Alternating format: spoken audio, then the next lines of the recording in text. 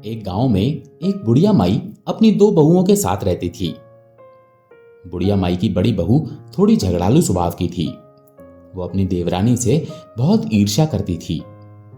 दोनों देवरानी जेठानी की बिल्कुल नहीं बनती थी, क्योंकि जेठानी जो थी वो देवरानी पर अपना हुक्म चलाती रहती थी।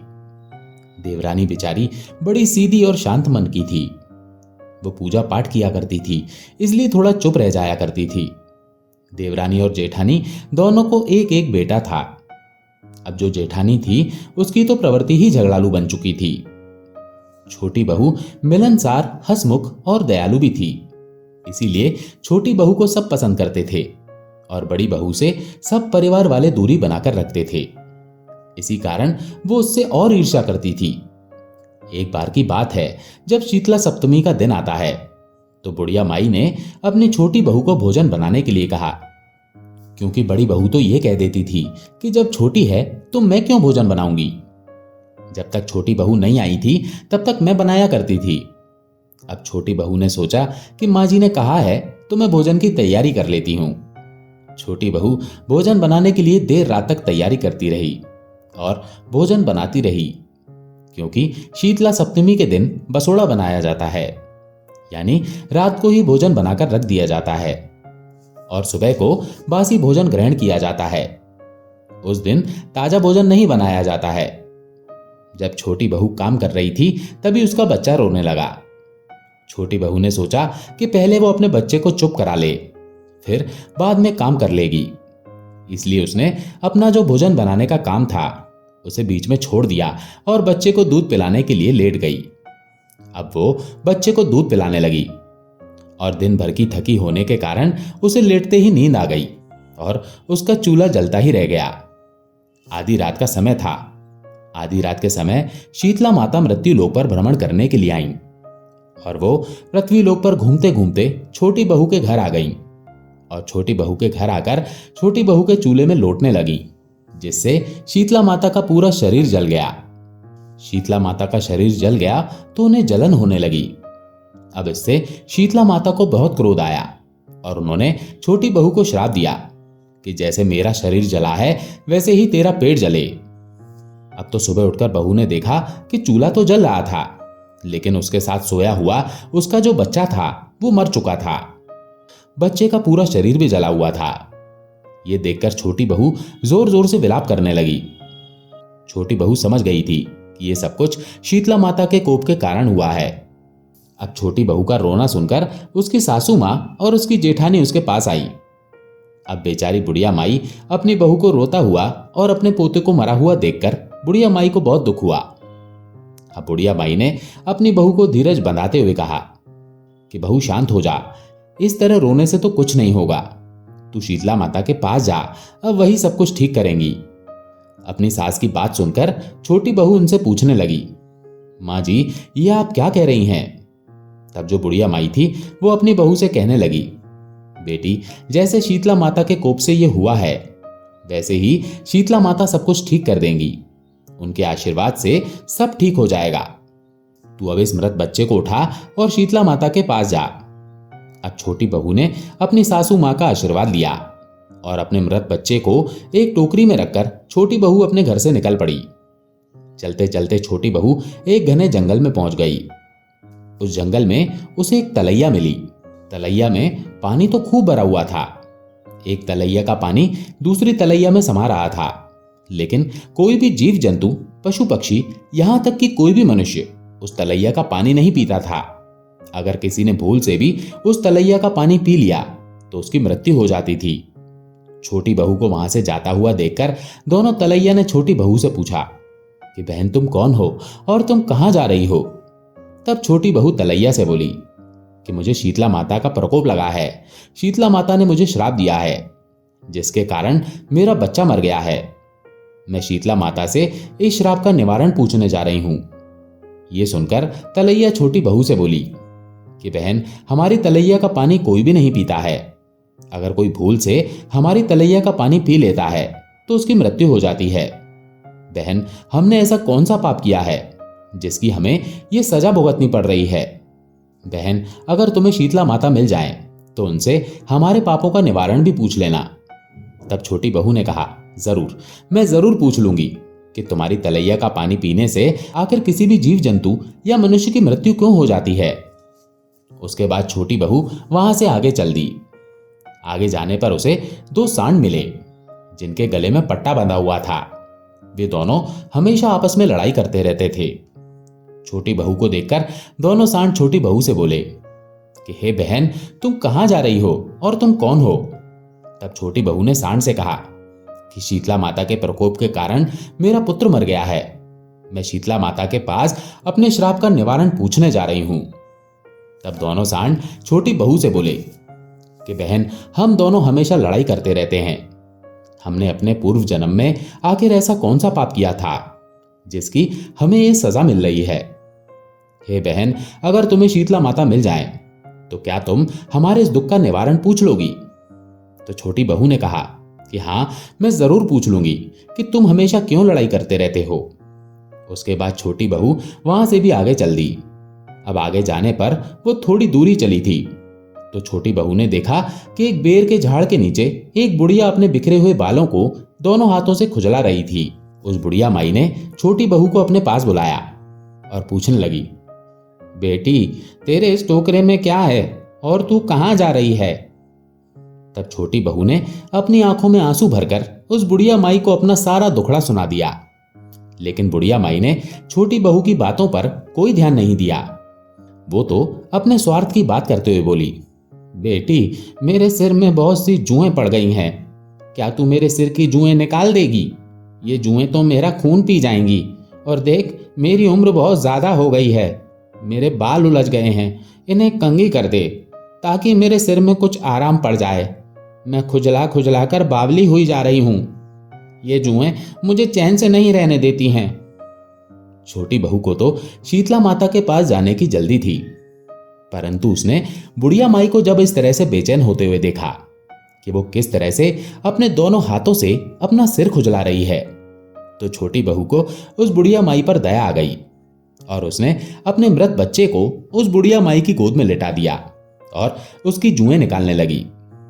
बुढ़िया माई के सिर से जब सारी जुएं छोटी बहू ने निकाल दी और बुढ़िया माई की खुजली मिट गई, तो बुढ़िया माई ने छोटी बहू को आशीर्वाद देते हुए कहा कि बेटी, जैसे तूने जुएं निकालकर मेरे सिर में ठंडक पहुंचाई है, वैसे ही तेरा पेट भी ठंडा हो जाए। उसी समय एक महान चमत्कार हुआ। बुढ़िया माई की गोद में पड़ा हुआ बच्चा जीवित हो गया। ये देखकर छोटी बहू को बहुत ही आश्चर्य हुआ। छोटी बहू समझ गई कि ये बुढ़िया माई कोई और नहीं, साक्षात शीतला माता है। छोटी बहू अब बुढ़िया माई के पैरों में गिरकर क्षमा याचना करने लगी। अब शीतला माता ने छोटी बहू को साक्षात दर्शन दिए और कहा कि बेटी, तू अब वापस अपने घर चली जा, तेरा घर धन धान्य से भर जाएगा। तब छोटी बहू ने रास्ते में मिली दोनों तलैयाओं के श्राप के निवारण के बारे में शीतला माता से पूछा। तब शीतला माता ने तलैयाओं के बारे में छोटी बहू को बताया कि बेटी, ये दोनों अपने पूर्व जन्म में सौतन थी। दोनों आपस में लड़ाई किया करती थी। इन्होंने कभी किसी की मदद नहीं करी, यहां तक कि कभी किसी प्यासे को पानी नहीं पिलाया, ना कभी किसी भूखे को भोजन खिलाया। बेटी, तू इन तलैयों का पानी पी लेना तो उनके पापों का नाश हो जाएगा। इनका पानी भी अमृत के समान मीठा हो जाएगा। उसके बाद छोटी बहू ने हाथ जोड़कर बुढ़िया माई से उन दोनों सांडों के श्राप के निवारण के बारे में पूछा कि बुढ़िया माई, जब मैं यहां आ रही थी तो रास्ते में मुझे दो सांड मिले। वो हमेशा लड़ते रहते हैं, उनके श्राप के निवारण के बारे में भी बताओ। तब शीतला माता बोली, बेटी, वे दोनों भी पूर्व जन्म में देवरानी जेठानी थी। दोनों आपस में खूब लड़ाई झगड़ा किया करती थी।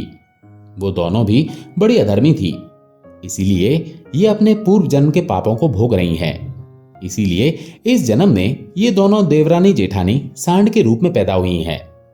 बेटी, तू इनके गले की घंटी का पट्टा खोल देना, इससे इनके पापों का निवारण हो जाएगा और ये दोनों भी मिलजुल कर रहने लगेंगी। अब छोटी बहू सबके श्राप का निवारण पूछकर और अपने बच्चे को लेकर खुशी खुशी अपने घर की ओर चल दी। अब रास्ते में उसे सबसे पहले वे दोनों सांड लड़ते हुए मिले। तब छोटी बहू को देखकर दोनों सांड पूछने लगे कि हे बहन, तुम्हें शीतला माता मिल गई क्या। तब छोटी बहू ने कहा कि हाँ, शीतला माता के चमत्कार के कारण ही तो मेरा पुत्र जीवित हुआ है। तब सांड बोले, तो क्या आपने हमारे बारे में भी शीतला माता से पूछा कि हमें किस जन्म की सजा मिल रही है? हमने कौन सा ऐसा पाप किया है? तब छोटी बहू ने कहा कि हाँ, तुम पिछले जन्म में देवरानी जेठानी थी और खूब लड़ाई झगड़ा किया करती थी। इसीलिए शीतला माता ने कहा है कि मैं तुम्हारे गले में जो ये पट्टा बंधा हुआ है इसे खोल दूं तो तुम फिर से हंसी खुशी रहने लगोगी, लड़ना झगड़ना बंद कर दोगी। अब छोटी बहू ने उन सांडों के गले में जो पट्टा बंधा हुआ था उसे खोल दिया। उनका लड़ना झगड़ना अब बंद हो गया। सांड ने छोटी बहू को धन्यवाद दिया और ढेरों आशीर्वाद दिए। सांडों से आशीर्वाद लेकर बहू फिर से खुशी खुशी अपने घर की ओर चल दी। आगे जाने पर छोटी बहू को वे दोनों तलैया मिली। दोनों तलैयाओं ने छोटी बहू को देखते ही कहा कि बहन, क्या तुम्हें शीतला माता मिली? क्या तुमने हमारे दुख का निवारण शीतला माता से पूछा? तो छोटी बहू दोनों तलैयाओं से बोली कि हाँ, मुझे शीतला माता के दर्शन हुए हैं। उन्होंने तो मेरे दुख को दूर किया है, मेरे दुख का निवारण किया है, मेरे पुत्र को जीवित किया है और मैंने आप दोनों के दुख का निवारण भी शीतला माता से पूछ लिया है। फिर दोनों तलैया कहने लगी कि बहन, हमें किस जन्म के पाप की सजा मिली है? उसके बाद छोटी बहू ने उन्हें बताया कि तुम दोनों पिछले जन्म में सौतन थी और खूब लड़ाई झगड़ा किया करती थी, जिसके कारण तुमने तलैयाओं का जन्म लिया और तुम्हारा पानी इतना जहरीला हो गया कि इसे अगर कोई भूल से भी पी ले तो उसकी मृत्यु हो जाती थी। लेकिन अब शीतला माता ने कहा है कि मैं इस तलैया का जल पी लूंगी तो तुम्हारा पानी भी अमृत के समान मीठा हो जाएगा। फिर छोटी बहू ने उन तलैयाओं का पानी पी लिया तो उन तलैयाओं का पानी भी अमृत के समान मीठा हो गया।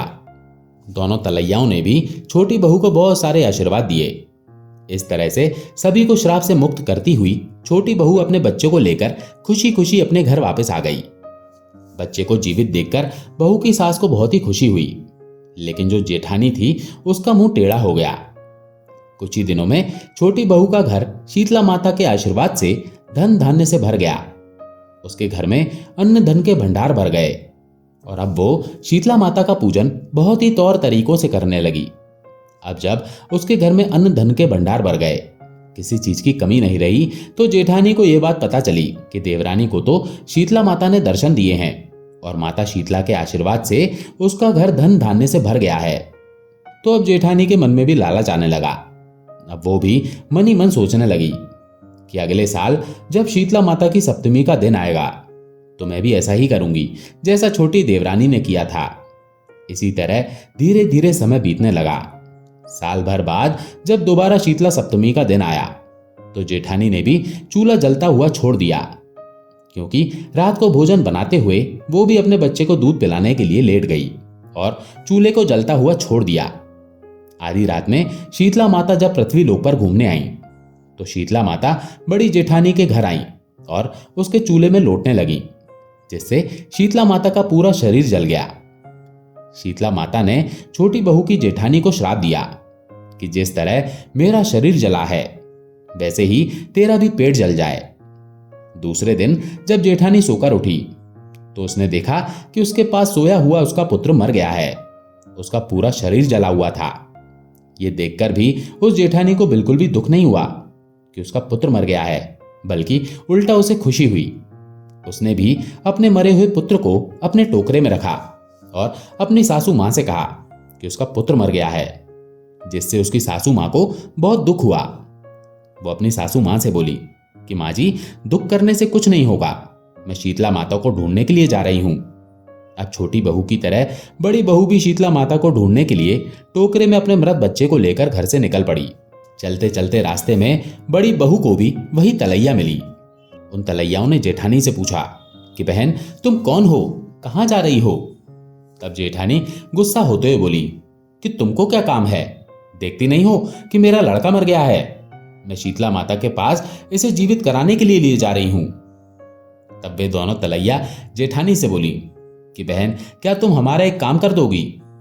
इतना सुनते ही जेठानी ने इनकार कर दिया और कहने लगी, मुझे अपना देखना है या तुम्हारे बारे में सोचूं? और वो वहां से आगे चल दी। आगे जाने पर सेठानी को फिर वही दोनों सांड मिले। उन्होंने भी जेठानी से कहा कि बहन, तुम कहां जा रही हो और तुम क्या हमारा एक काम कर दोगी? ये सुनते ही जेठानी आग बबूला हो गई और बोली, क्या मैं तुम्हें तुम्हारी नौकरानी नजर आ रही हूं जो मैं तुम्हारा काम करती फिरूं? एक तो मेरा लड़का मर गया है, मुझे शीतला माता के पास जाना है, तुम्हें मैं नौकरानी नजर आ रही हूं। इस तरह जेठानी तलैया और सांड दोनों को निराश करके आगे बढ़ गई। थोड़ी आगे जाने पर बड़ी बहू को अब बेर के झाड़ के पेड़ के नीचे एक बुढ़िया माई मिली। वो बुढ़िया माई अपने दोनों हाथों से अपने सिर को खुजला रही थी। उसने जेठानी से कहा कि बेटी, तू मेरा माथा देखेगी? मेरे बालों को देख कितने उलझ गए हैं, इनमें जुएं पड़ गई हैं, जरा इनमें से जुएं निकाल दे। तो ये सुनकर जेठानी बहुत ही गुस्सा हो गई और गुस्से में भरकर बोली, बैठ जा बुढ़िया, मैं कोई तेरा फालतू का काम नहीं करूंगी। तुझे क्या मैं जुएं निकालने वाली लग रही हूं? मैं क्यों तेरे सिर की जुएं निकालूं? देखती नहीं कि मेरा लड़का मर गया है? मैं शीतला माता के पास इसे जीवित कराने जा रही हूं। इस प्रकार बुढ़िया माई को भी वो धमका कर पूरे दिन अपने मरे हुए लड़के को लेकर बड़ी बहू इधर उधर घूमती रही, लेकिन उसे कहीं भी शीतला माता के दर्शन नहीं हुए। सुबह से दोपहर और दोपहर से शाम हो गई। थक हार कर रोती बिलखती हुई बड़ी बहू अपने मृत बच्चे को लेकर अपने घर वापस आ गई। बुढ़िया माई के रूप में शीतला माता को जेठानी पहचान नहीं पाई थी। उसने किसी की भी मदद नहीं करी, जिसका परिणाम जेठानी को भुगतना पड़ा। अपने मृत लड़के को वो जीवित नहीं कर पाई, क्योंकि कर्म मनुष्य को भोगने ही पड़ते हैं। ये कहावत तो सच है। देवरानी ने अच्छे कर्म किए तो उसे शीतला माता के दर्शन हुए, जेठानी ने बुरे कर्म किए तो उसे उसका फल भोगना पड़ा। हे शीतला माता, जैसे आपने देवरानी को दर्शन दिए और उसके पुत्र की लंबी उम्र की, उसके मृत पुत्र को भी जीवित कर दिया, वैसे ही जो ये कहानी सुन रहे हैं उनकी भी सभी मनोकामना पूरी करना। उनके घर भी अन्न धन के भंडार से भर देना। बोलो शीतला माता की जय।